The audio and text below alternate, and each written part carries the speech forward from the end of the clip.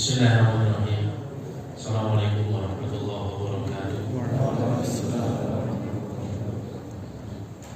Innal hamdalillah wassalatu wassalamu ala Rasulillah wa ala alihi wa ashabihi wa man wala. Asyhadu an la ilaha illallah wahdahu la syarika lah. Asyhadu anna Muhammadan abduhu wa rasuluhu la nabiyya wa la rasula ba'da. Allahumma la sahla illa ma ja'altahu sahla wa anta in syi'ta taj'alul hazana sahla. Bishrah li sadri wa yassir li amri wa hlul 'uqdatam min lisani yafqahu qawli. Allahumma la taj'al musibatana fi dinina wa la taj'al ad-dunya akbar hammina wa la mablagha ilmina wa la tusallit 'alaina man la yarhamuna ya arhamar rahimin. Ya hayyu ya qayyum bi rahmatika nastaghith. Aslih lana syu'unana kullaha wa la takilna ila anfusina tarfata 'ainin. Allahumma anta rabbi la ilaha illa anta khalaqtani wa ana 'abduka wa ana 'ala ahdika wa wa'dika mastata'tu a'udzu bika min syarri ma sana'tu abu'u laka bi ni'matika 'alayya wa abu'u bi dhanbi faghfirli fa innahu la yaghfiru dhunuba illa anta. Amma ba'du. Ma'asyiral muslimin muslimat, hadirin hadirat, sholihin sholihat, Bapak Ibu saudara-saudari yang dimuliakan Allah taala. Alhamdulillahirabbil alamin. Tiada sikap hati yang pantas kita ungkapkan melainkan ungkapan rasa syukur kita kepada Allah Subhanahu wa taala. Allah yang kemudian menjadikan kita semuanya berkumpul di tempat yang mulia ini. Semoga tidak hanya tempatnya yang mulia, tapi orang-orang yang di dalamnya dimuliakan oleh Allah Subhanahu wa taala. Amin. Selamat berangkaikan salam semoga senantiasa tercurah limpahkan untuk Nabiullah Muhammad sallallahu alaihi wasallam, para keluarga, para sahabat, para tabi'in, para tabi'ut tabi'in, dan orang-orang yang senantiasa istiqomah di atas jalan benar. Bapak Ibu hadirin hadirat, sholihin sholihat yang dimuliakan Allah. Mari kita lanjutkan kaidah-kaidah penting dalam istiqomah yang seperti tunda 2 bulan. Ya, bulan pertama saya izin bersafar umroh, bulan kedua juga bersafar. Jadi kita lanjutkan di bulan ketiga ini sampai pada kaidah ke-7 insyaallah taala. Kita sedikit mengulang 1 sampai 6. Saya bacakan kaidahnya saja, kemudian kita masuk ke 7. Kaidah penting yang pertama dalam istiqomah adalah haqiqatul istiqomah luzumul manhajil qawim wa syiratil mustaqim. Hakikat istiqomah adalah menapaki manhaj yang benar dan menapaki jalan yang lurus, yaitu jalan yang berdasarkan Al-Quran dan As-Sunnah sesuai pemahaman para sahabat. Ini kaidah pertama. Jadi kalau mau istiqomah berarti harus punya pemahaman ilmu yang benar, harus senantiasa mendekat erat ilmu dan majelis ilmu. Ini yang pertama. Kemudian yang kedua, la takunul istiqomatu illa lillahi wa billahi wa ala amrillah. Istiqomah tidak akan terwujud kecuali lillah, karena Allah. Billah, dengan memohon pertolongan Allah, wa ala amrillah, di atas jalan Allah Subhanahu wa taala, di atas jalan yang benar. Ya. Jadi istiqomah itu bisa terwujud, tidak bisa terwujud kecuali lillah, kecuali setiap amalan itu ikhlas lillahi ta'ala, yang memurnikan niat hanya untuk Allah Subhanahu wa ta'ala. Maka barang siapa atau sesiapa pun yang ingin diistiqomahkan Allah, selain dia harus menapaki jalan menuntut ilmu, yang kedua dia harus pastikan bahwa semua amalannya itu untuk Allah, bukan untuk zat selain Allah. Kemudian yang ketiga, istiqomatul jawarih istiqomatil qalbi. Istiqomahnya badan itu dengan istiqomahnya hati. Maka kalau ingin istiqomah, maka kita harus tahu betul kondisi hati kita. Kita harus memberi nutrisi-nutrisinya dan menjauhkannya dari penyakit-penyakit hati. Ya. Kemudian yang keempat, al-istiqomah tata'allaqu bin niyyati wal af'ali wal aqwal. Kaidah yang keempat berbunyi, istiqomah itu berkaitan dengan 3 hal, atau berkaitan tentang 3 hal. Yang pertama adalah niat, yang kedua adalah perbuatan, dan yang ketiga adalah perkataan. Niat dan perbuatan sudah kita bahas. Ya, yang belum kita bahas adalah perkataan. Maka di kaidah 4 ini seakan-akan para ulama ingin mengatakan kalau ingin diistiqomahkan hatinya, maka harus istiqomah lisannya. Harus menjaga perkataan, menjaga lisan kita, menjaga perkataan kita dengan berkata yang baik-baik saja. Dalam sebuah hadis disebutkan La yastaqimu imanu 'abdin hatta yastaqima qalbuhu wa la yastaqimu qalbuhu hatta yastaqima lisan. Hadis riwayat Ahmad dalam musnadnya dan disahihkan oleh para ulama. Tidaklah istiqomah iman seseorang sampai hatinya istiqomah, dan tidaklah hatinya itu istiqomah sampai lisannya istiqomah. Karena perwujudan pertama dari hati seseorang itu lisannya. Kalau lisannya lurus, insya Allah hatinya lurus. Tapi kalau lisannya bengkok, maka hatinya pun ikut bengkok, istiqomahnya pun tidak bisa diandalkan. Artinya dia akan sulit istiqomah ketika lisannya tidak dijaga. Kemudian kaidah yang kelima, al-istiqomatul matlubatu minal 'abdi hiya as-sadad wal muqarabah. Istiqomah yang diminta oleh Allah dari seorang hamba ada dua poin penting. Yang pertama adalah as-sadad. As-sadad itu terus menerus. Wal muqarabah. Al muqarabah itu maksimal, sesuai dengan kemampuan kita semaksimal mungkin. Maka istiqomah itu sesuatu yang dikerjakan secara maksimal dan terus menerus. Maksimal saja, kalau tidak terus menerus bukan istiqomah namanya. Terus menerus tapi cari aman, sedikit-sedikit aslinya dia mampu lebih banyak, itu juga bukan istiqomah. Istiqomah itu as-sadad wal muqarabah. As-sadad itu terus menerus, al-muqarabah itu sesuai atau sekuat kemampuan kita. Kemudian kaidah yang keenam yang juga telah kita bahas, Samratul istiqamati fid dunya al-istiqamatu 'ala sirati yaumal qiyamah. Buah dari istiqomahnya seseorang di dunia adalah istiqomahnya dia ketika nanti menyeberangi sirat di hari kiamat. Maka agar kita ini dimudahkan untuk istiqomah, kita harus banyak mengingat kehidupan setelah kematian, mengingat hari hisab, mengingat panjangnya nanti perjalanan di padang mahsyar, mengingat sulitnya nanti perjalanan kita melewati sirat, mengingat bagaimana hidup kita ini masih terlalu panjang untuk kemudian kita sampai ke surganya Allah, sehingga kemudian kita akan dimudahkan untuk istiqomah dengan motivasi itu. Nah, sekarang kita masuk yang ketujuh. Kemarin sudah sampai ketujuh tapi belum kita selesaikan. Yang ketujuh, mawani'ul istiqomah. Penghalang istiqomah, kata para ulama, ada dua. Jadi seseorang itu akan terhalang dari istiqomah ketika ada dua hal dalam hidupnya. Yang pertama adalah syubhatul dhalal. Syubhatul dhalal, syubhat yang menyesatkan. Wa syahawatul ghaib, dan syahwat yang melalaikan. Dua penghalang terbesar istiqomah. Yang pertama adalah syubhat yang menyesatkan dan syahwat yang melalaikan. Kata para ulama, syubhat dihilangkan dengan ilmu. Seseorang itu tidak ragu memilih, tidak ragu memberikan status pada satu hukum, pada satu masalah ketika dia mengetahui ilmu. Ilmulah yang kemudian menjadi furqan, pembeda antara yang benar dan yang salah, yang halal dan yang haram, yang hak dan yang batil. Dan kita juga harus tahu bahwa ketika kita hidup di akhir zaman ini banyak hal-hal yang sama, banyak hal-hal yang kemudian memerlukan ilmu untuk membedakan. Bapak Ibu rahimakumullah semuanya, kita harus tahu bahwa ketika kita hidup di dunia, apalagi di akhir zaman ini, untuk menentukan yang mana yang benar dan mana yang kelihatannya benar, mana yang salah dan kelihatannya salah, itu sangat sulit. Kita merasa sesuatu ini benar, paling benar, tapi setelah sekian waktu kita tahu bahwa ini salah. Sebaliknya, kita pernah menyalahkan sesuatu dengan penyalahan yang sangat keras, tapi setelah beberapa waktu kita tahu ternyata itu sesuatu yang benar.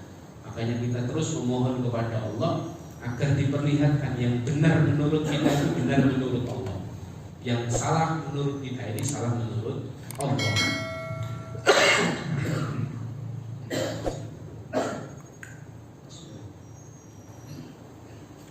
Makanya kita ini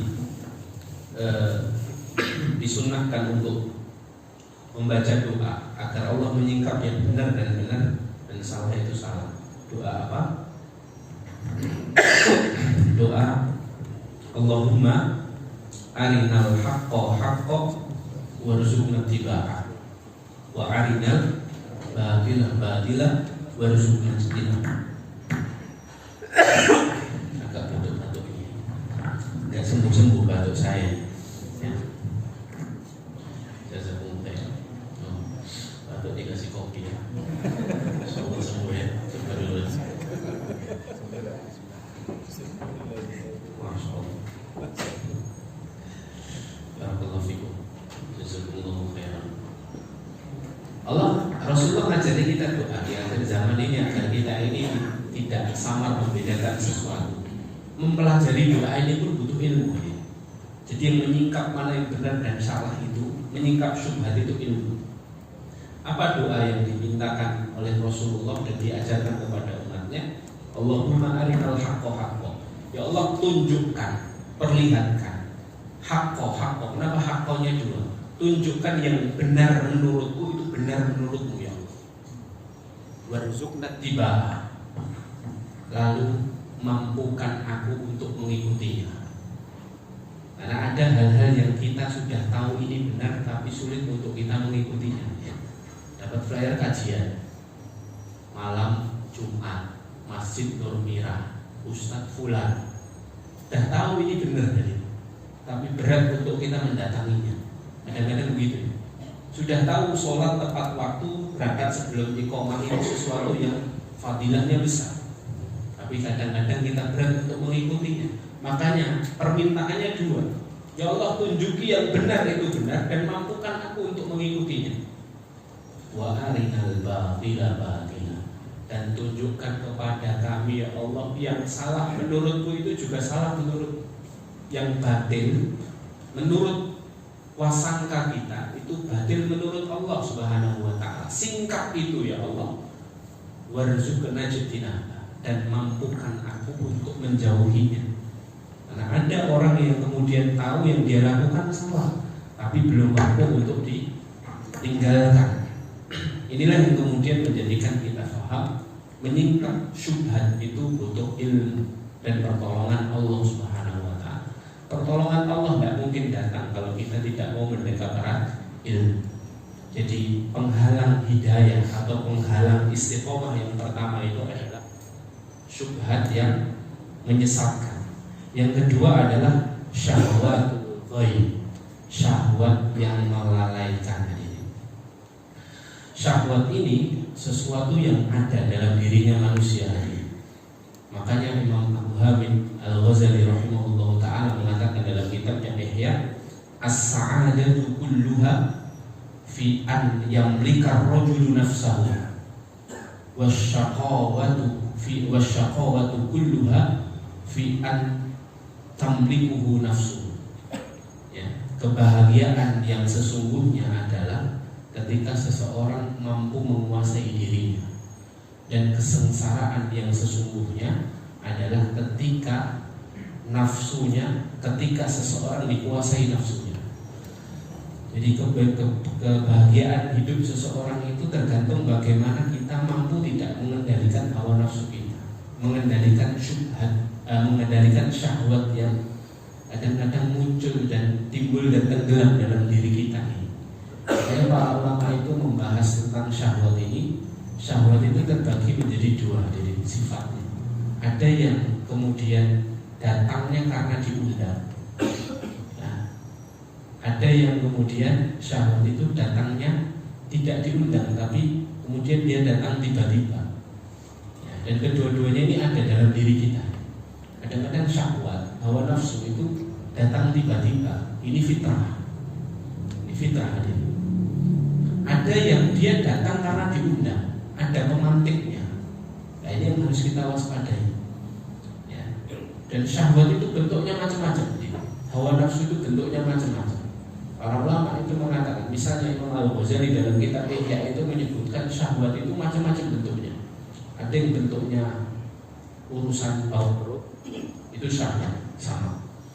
Ada yang bentuknya ucapan. Ada orang yang dengan syahwatnya mengucapkan hal-hal yang sebenarnya tidak terjadi hanya untuk menyenangkan manusia, hanya untuk membuat orang tertawa, hanya untuk agar orang lain percaya sama dia. Ini syahwat ucapan, syahwat lisan. Ada syahwat itu kadang-kadang bentuknya soal harta, menjadikan seorang serakah, menjadikan seorang nyenggol yang haram, nyenggol yang syubhat. Akhirnya ya matanya ini buta untuk kemudian mencari harta yang halal. Ada syahwat itu menimpa seseorang dalam urusan kedudukan, kekuasaan. Ada kadang-kadang menimpa seseorang dalam urusan popularitas. Ya, intinya syahwat itu kemudian menjadikan seseorang itu lalai, lupa daratan diri. Ya, lupa bahwa kita ini orientasinya bukan urusan dunia saja, tapi juga urusan-urusan yang kemudian menjadikan Allah ridho kepada kita, yaitu urusan akhirat. Nah, ini dimuliakan Allah. Islam memandang syahwat atau hawa nafsu. Islam itu tidak mematikan syahwat, sama sekali tidak mematikan syahwat atau hawa nafsu. Tapi Islam itu mengarahkan syahwat, ya, mengarahkan hawa nafsu kita agar tetap di atas jalannya Allah Subhanahu wa Ta'ala. Maka kalau kita tadi katakan hawa nafsu atau syahwat itu ada dua. Yang satu datang secara tiba-tiba dan ini fitrah kita, dan yang satu datangnya karena diundang. Ini yang kemudian bisa kita kontrol dua-duanya. Kalau datang tiba-tiba maka jadikan syahwat dan hawa nafsu kita ini tetap berada di atas jalan Allah Subhanahu wa Ta'ala. Kalaupun diundang, maka diundangnya pada tempat-tempat yang benar. Ya, kata Rasulullah, wa fi bid'i ahadikum shadaqah. Dan pada kehormatan pasanganmu ada sedekah. Ya, maka barang siapa yang mendatangi pasangannya, istri sahnya, dalam keadaan kemudian dia syahwatnya menggebu-gebu, maka itu sedekah, jadi pahala. Ya, beda ketika kemudian salah menempatkan ya syahwatnya pada tempat yang dilarang oleh Allah Subhanahu wa Ta'ala. Jadi sekali lagi bahwa Islam ini bukan mematikan syahwat hamba-hamba Allah, tapi apa? Mengarahkannya di tempat yang seharusnya. Nah, makanya agar kita tidak terkena fitnah syahwat ini, kita harus berusaha untuk meredamnya, mengarahkannya pada tempat yang baik. Dan bagaimana cara meredam dan mengarahkan syahwat ini? Ya, memiliki atau mengendalikan syahwat ini caranya bagaimana? Para ulama memberikan beberapa tipsnya dan beberapa caranya. Yang pertama kata para ulama dengan menjaga hati. Karena syahwat ini tunduk, kalau hati kita tunduk kepada Allah. Hati kita ini kan rajanya anggota badan. Semua yang ada di anggota badan kita ini, mau syahwat tangan, syahwat ucapan, syahwat kemaluan, syahwat perut, itu semuanya tunduk kalau hati kita tunduk kepada Allah. Maka yang pertama yang harus dijaga itu apa? Ya, hati kita. Terus memohon kepada Allah Subhanahu wa Ta'ala agar hati kita ini senantiasa bersih, senantiasa lunak, lembut, sehingga kemudian mudah memandang kebenaran dan mudah peka melihat keburukan. Makanya ada satu doa yang diajarkan oleh Rasulullah, Allahumma ati nafsi taqwaha wa zakkiha anta khairu man zakkaha anta waliyuha wa maulaha. Allahumma ya Allah, ati nafsi taqwa, berikanlah untuk hati dan jiwaku ketakwaannya, wa zakkiha, dan sucikanlah ia, anta khairu man zakkaha, karena engkau adalah sebaik-baik pensuci, sebaik-baik yang bisa mensucikan hati dan jiwa. Anta waliyuha wa maulaha, engkau pemiliknya dan engkau yang berkuasa atasnya. Ini doa diajarkan Rasulullah Shallallahu Alaihi Wasallam. Jadi kalau ingin punya hati yang bersih, hati yang mudah diajak baik, hati yang punya kepekaan untuk menolak keburukan, hati yang bisa mengarahkan hawa nafsu dan syahwat, ya doa dengan doa ini. Jadi Allahumma ati nafsi taqwa, barbar biar hafal. Allahumma ati nafsi taqwaha wa zakkiha anta khairu man zakkaha anta waliyuha wa maulaha. Ya hafal. Akhirnya apa? Dapat hadiah dari saya.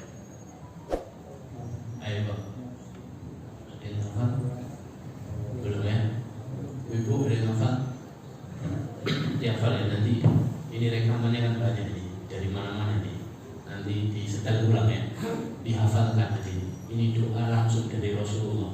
Doa maksud dari Quran dan dari hadis itu tidak ada efek samping ini, kecuali kebaikan, kecuali perubahan ke arah kebaikan. Kalau doa dari kita ini kadang-kadang memang ada efek sampingnya, ya, terkabul tapi ada efek sampingnya, itu yang penting. Ya Allah, saya ingin sesuatu, terkabul sesuatunya, tapi kadang-kadang ada efek sampingnya. Ya, makanya kalau berdoa dengan lafaz sendiri itu dibiasakan di awal doa atau di akhir doa ditambahkan satu kalimat tadi, biar tidak ada efek sampingnya. Apa kalimatnya?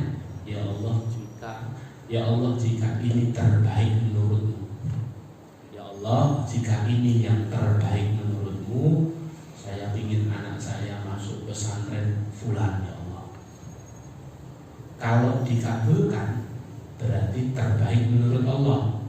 Kalau tidak dikabulkan berarti terbaik menurut Allah. Tidak ada efek samping, terbaik. Ya, karena ada seorang wali di dalam kitab itu disebutkan wali Najjar namanya, seorang tukang kayu tapi wali Allah. Orangnya taat ibadah, sangat dicintai Allah. Suatu hari di pasar dia buka kiosnya sambil motong-motong kayu, mau bikin kursi, mau bikin meja. Kemudian datang ulama gitu. Wali Allah yang lain, tapi wali Allah dari jalur ilmu.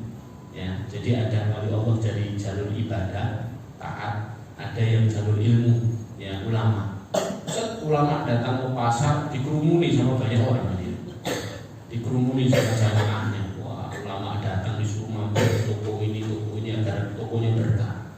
Ya, lah wali Najjar ini, si tukang kayu ini, yang melihat wali ulama tadi, kemudian dia pikir, wah enak ya, jadi ulama, jamaahnya banyak, semuanya nyuruh mampir ke tokonya, apa yang dia mau gratis, ya kan? Kalau saya ini dapat sesuatu harus potong kayu, harus berkeringat, harus capek dulu, harus saya jual, itu pun kalau ada yang mau. Ya, akhirnya ketika itu dia memohon kepada Allah, mengangkat tangannya, ya Allah, saya ingin kayak ulama ini ya Allah, saya ingin ibadah khusyuk kepadamu ya Allah, tidak usah pakai gereja ya Allah. Ya Allah, sediakan setiap pagi ya Allah dua potong roti, 1 gelas susu dan 1 gelas air putih ya Allah, biar saya makan enak, kemudian saya fokus ibadah saja, tidak usah kerja. Doanya terlalu detail ya. Makanya kalau doa jangan terlalu detail, jangan terlalu request gitu ya. Nah, terus kemudian dikabulkan nggak? Dikabulkan. Allah itu mujibu doa. Allah itu mendengarkan doa kita dan mengijabahi doa kita. Apalagi doanya wali dikabulkan. Tapi cara pengabulannya ini yang menurutnya sedih.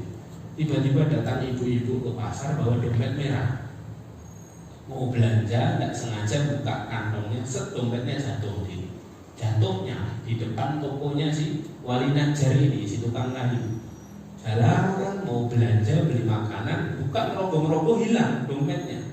Kemudian dia spontan teriak, dompetku merah, dicopet orang, dompetku merah, dicopet orang. Seluruh pasar memperhatikan ibu ini, kemudian berusaha mencari siapa copetnya. Akhirnya ada seorang di sekitar kiosnya si wali Najjar ini menemukan dompetnya. Ini bukan dompetmu, iya itu dompetmu, berarti ini malingnya. Ya.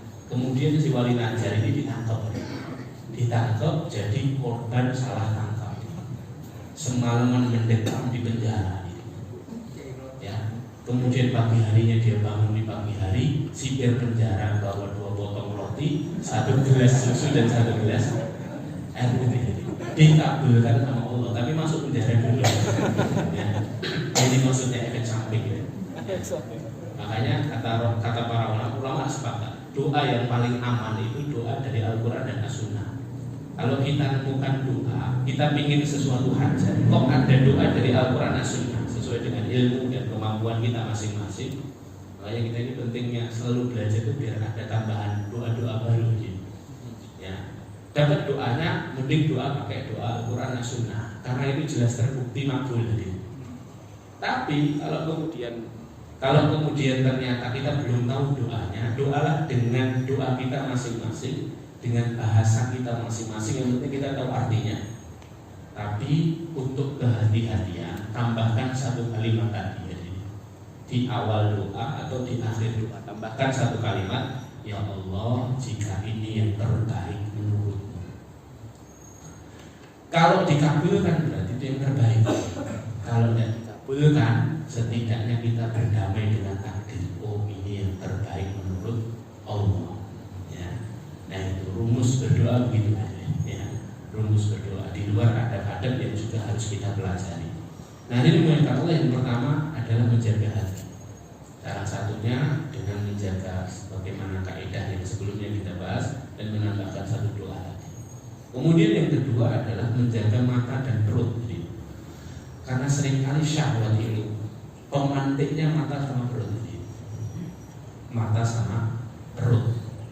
Mata, kata Imam Al-Ghazali dalam kitab Bidayatul Hidayah, mata itu dijaga dari satu, dari memandang lawan jenis yang bukan mahram kita, dijaga di pandangannya, ya.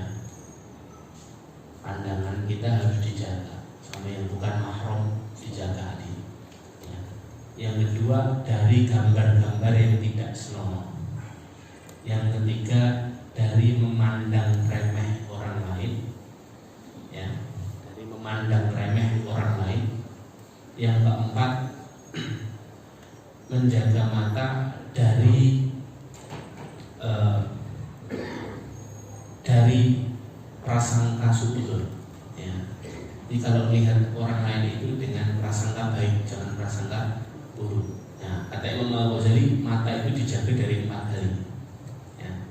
Yang pertama dari apa? Dari melihat. Kalau laki-laki ya wanita ajnabiyah. Kalau perempuan ya laki-laki ajnabi, harus dijaga pandangannya. Karena setan ini kadang-kadang berusaha untuk kemudian memantikkan syahwat ketika kita memandang ya lawan jenis yang bukan mahram kita. Ya. Pandangan pertama masih halal kata Rasulullah, tapi pandangan kedua haram. Jadi, ya. Rasulullah pernah mengingatkan sahabat Ali, ada perempuan akhwat lewat, itu sahabat Ali melihat. Kemudian jalan sama Rasulullah, sahabat Ali lihat lagi. Kata Rasulullah, wahai Ali, sesungguhnya pandangan pertama itu bagimu, pandangan selanjutnya itu dari setan. Ya, terus jangan kemudian, akhwat, ayo banget, saya pandangan pertama, tapi terus ya, enggak, bukan begitu ya. Pertama, juga kedua itu haram. Ya, ini yang pertama. Yang kedua, Pak, ya dari gambar-gambar yang tidak senonoh. Ya, ini dihindari. Hari ini sulit nih dari yang kedua ini.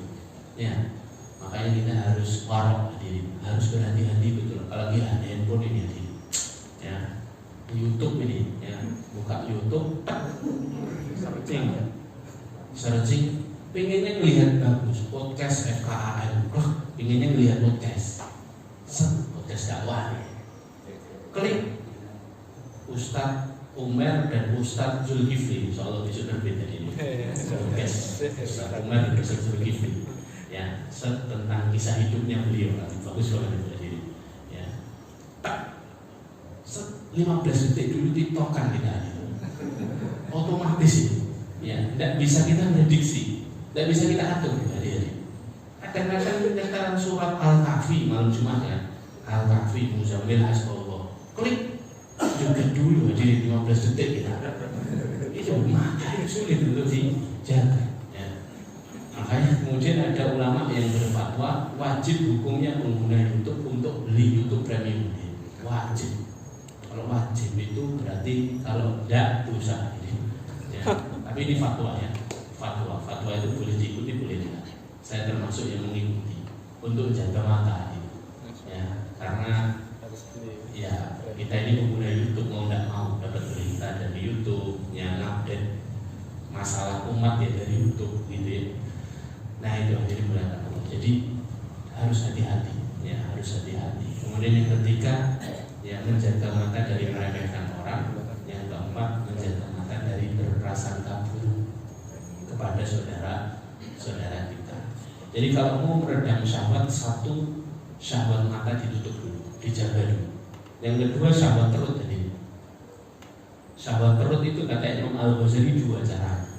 Satu, menjaganya dari makanan-makanan yang zatnya haram. Yang kedua, mencari pekerjaan yang halal.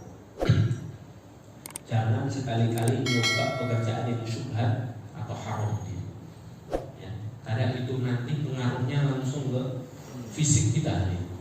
Daging yang haram hanya akan menumbuhkan makanan yang haram hanya akan menumbuhkan daging-daging yang tidak taat kepada Allah ya. Nanti sulit diajak ibadah, berat diajak ngaji, sulit baca Quran. Kenapa? Makanannya, energinya dari pekerjaan yang haram ya. Jadi yang haram jangan dicoba, yang syubhat jangan dicoba. Kadang-kadang kita ini begitu nih.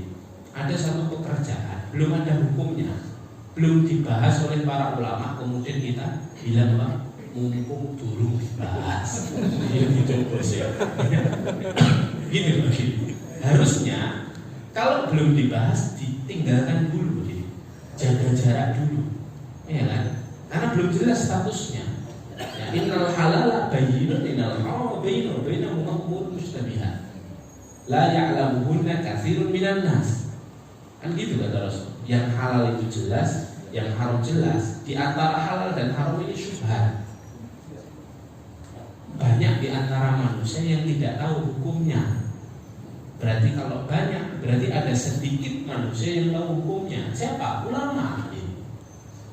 Maka kalau menemukan perkara syubhat, ya, itu di stop dulu hadirin. Tanyakan dulu kepada para guru, para ustaz apa hukumnya. Kalau sudah terang benderang boleh lanjutkan. Kalau haram tinggalkan. Begitu, ya. Jadi yang kedua, menjaga mata dan perut. Kemudian yang ketiga, syahwat itu bisa dihilangkan atau diredam. Bukan dihilangkan ya, kalau dihilangkan tidak bisa ya, karena syahwat itu fitrahnya manusia. Kalau diarahkan atau diredam bisa, dikendalikan bisa. Yang ketiga adalah dengan mengganti kegelisahan. Mengganti apa? Kegelisahan ya. Rubah kegelisahan hidup kita memikirkan dunia kepada kegelisahan kita memikirkan akhirat.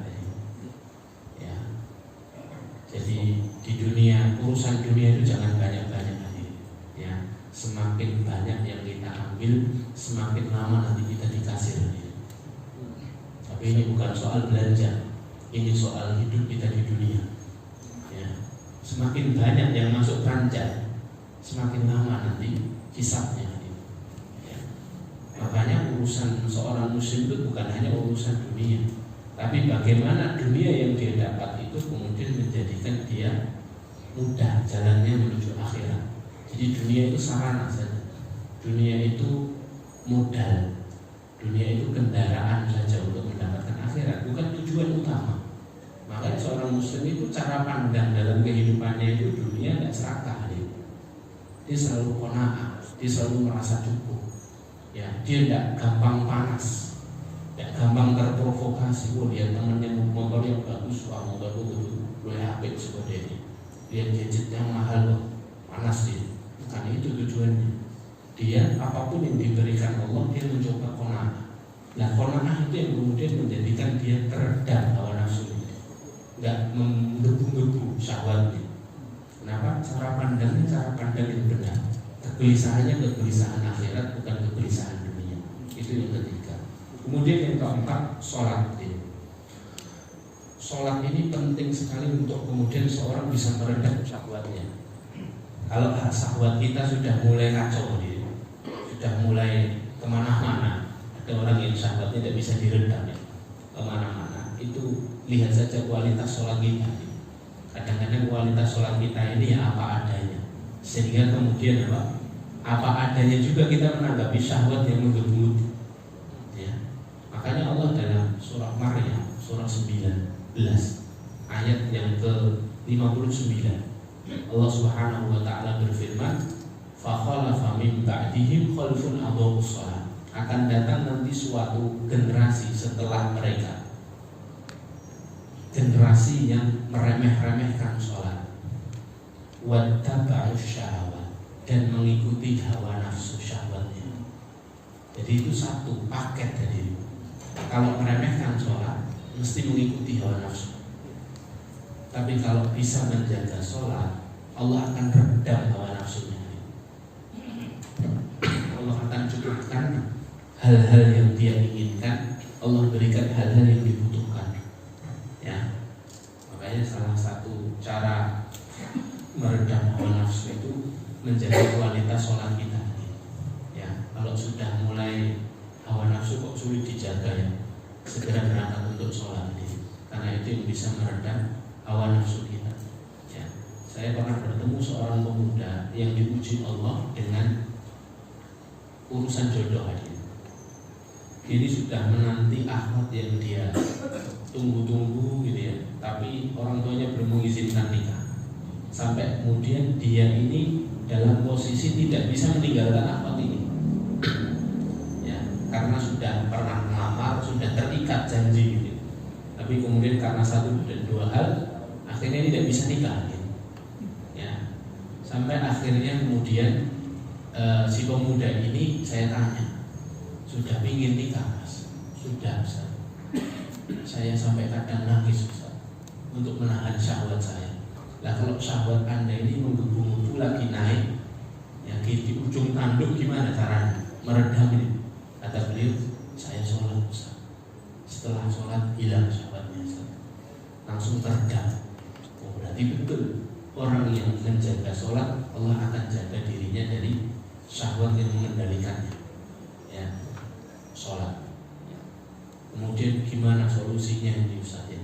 Saya belum bisa nikah dan lain sebagainya. Sudah minta sama Allah istighfar. Ya, minta sama Allah perbaiki lagi kualitas sholat. Ya, minta sama Allah. Tidak berapa lama. Kemudian dia ngabarin, Ustaz, alhamdulillah Ustaz, akhirnya Allah memberikan jawaban. Loh apa mas? Calon istri saya selingkuh Ustaz. Selingkuh piye wong dudu bojomu kok selingkuh. Wis ben dia bilang gitu. Ya, sampai akhirnya itu jawaban yang akhirnya menjadi alasan dia bisa menikah dengan akhwat solihah yang lebih solihah daripada kalau ini dijodohkan tapi tidak bisa nikah. Masya Allah. Ya. Nah, itu dimuliakan Allah. Yang keempat jaga sholat.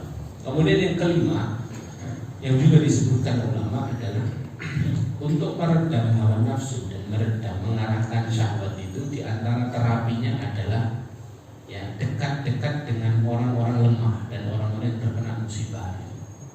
Ya, jadi sering dekat sama orang yang susah, sama orang yang mungkin tidak seberuntung kita. Itu akan meredam syahwat dan hawa nafsu kita. Tapi juga jangan sampai Anda datang ke lokasi bencana selfie ya, ini menyakitkan ini lagi viral ya.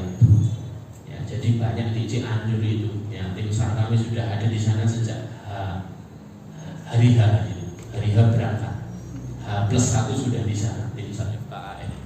Itu fenomena yang terjadi, tempat bencana itu penuh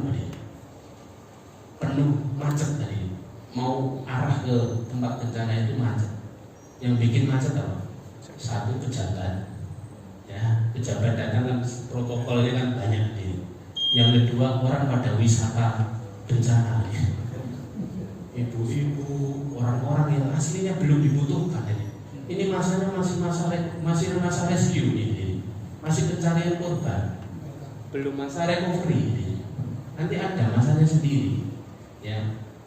Jadi lembaga terkait itu menetapkan ini masa rescue 1 bulan nih. Karena banyak korban yang masih hilang. Yang satu ketemu, satu kemarin relawan kami menemukan satu. Ya, satu yang sudah terurut berapa lama dia sudah kena hujan, sudah jadi kena lumpur. Lah kok datang orang bawa bantuan nggak seberapa dia. Selfie di rumah ambruk selfie. Oh, rumah ambruk, masya Allah. Ya. Kita jangan maksiat di depan korban ya, jangan maksiat ya, nanti rumahnya ambruk. Masya Allah, menyakiti hati ya ini. Jangan kayak gitu ya. Jadi dekat-dekat sama orang lemah terkena musibah itu ya, jangan kayak gitu caranya. Tetap harus memperhatikan ya, perasaan mereka ini harus diperhatikan. Jadi sudah sekarang fokus bantu saja, jangan fokus yang lain. Ya, mengambil ibroh itu nanti ada waktunya. Tapi jangan diwayah-wayah kayak gini ini hadirin. Ya, wah orang Cianjur itu kena azab karena banyak yang murtad. Ya, itu kalau sampai terdengar mereka protes kita itu kan menyakiti hati hadirin. Mereka ini mentalnya lagi diuji sama Allah, bukan gitu caranya kan? Ya, bukan gitu. Kalau di forum-forum khusus fadl hadirin membahas itu. Ya. Tapi kalau di forum-forum umum, grup WA, kopas berkali-kali, masya Allah, ya belum waktunya hadir. Mengambil ibrah boleh, tapi ya mikir-mikir. Itu kabupaten kena hadir. Ya. Kita ini kadang rumah kita bocor, cerita repot, ya rumah bocor, tukangnya tidak datang, itu repot kadang-kadang. Ini rumahnya ambruk, harus tinggal di pengungsian, tidak ada makanan, minuman, kehujanan, ya ini butuh bantuan kita, ya. Jadi mari hadirin muliakan Allah, ya boleh kemudian kita ini menerapi hati kita dan jiwa kita dengan dekat-dekat orang yang sedang terkena musibah, tapi dengan cara-cara yang baik dan arif, dengan akhlak yang mulia. Ini yang kelima. Yang keenam, kata para ulama, agar syahwat itu bisa dikendalikan adalah memperbanyak zikrullah. Lisan dan hati kita jangan sampai kemudian berhenti dari berzikir kepada Allah Subhanahu wa Ta'ala. Nah, ketika seorang sudah bisa mengendalikan dan meredam syahwatnya, maka kemudian insya Allah dia akan mudah untuk istiqomah. Jadi penghalang istiqomah yang paling besar itu dua. Satu, syubhat dihilangkan dengan ilmu, syahwat diredamkan dengan cara-cara yang kita bahas tadi. Semoga Allah Subhanahu wa Ta'ala memudahkan kita semuanya untuk menghilangkan penghalang-penghalang istiqomah ini. Semoga dengannya kemudian kita dimudahkan Allah Subhanahu wa Ta'ala istiqomah sampai jannah. Amin Allahumma amin. Masih ada 3 kaidah lagi kita simpan, insyaallah pertemuan berikutnya. Sudah masuk waktu isya. Ada pertanyaan silakan sambil dulu. Sudah iqamah. Ya sudah, kita azan saja, kemudian persiapan untuk sholat isya. Barakallahu fikum. Mari kita tutup dengan bacaan kafaratul majlis. Subhanallahumma wa bihamdihi, asyhadu an la ilaha illa anta, astaghfiruka wa atubu ilaik. Akhir da'wana alhamdulillah.